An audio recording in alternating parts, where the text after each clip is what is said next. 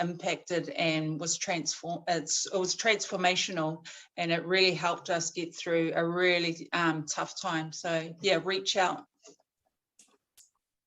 Cool. Well, that's Fight the Good Fight. Thanks for the time, DJ. Letting us plug it.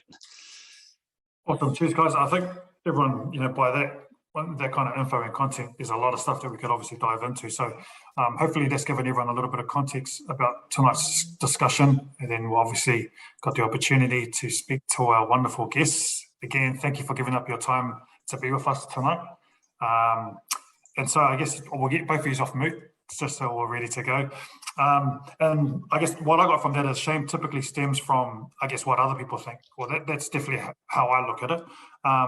Why do you think, and this is open to both of you, why do you think people put so much validation on what other people think? For me, I guess it's also about, the households that we grow up in, but not only those that influence us. It's our school yards, it's our church communities, it's our communities.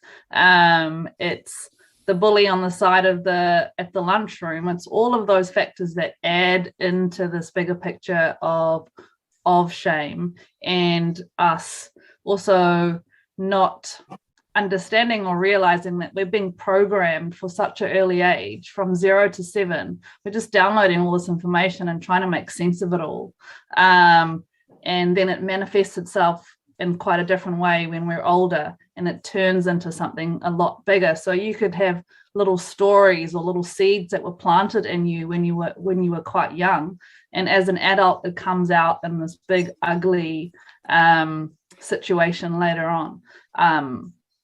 I'll just jump in and just start sharing a personal one, because this is a space to be vulnerable, I guess, and brave and courageous. So for me, I definitely had this feeling of not being good enough, and that was shame, and that was fear. And mine came from this.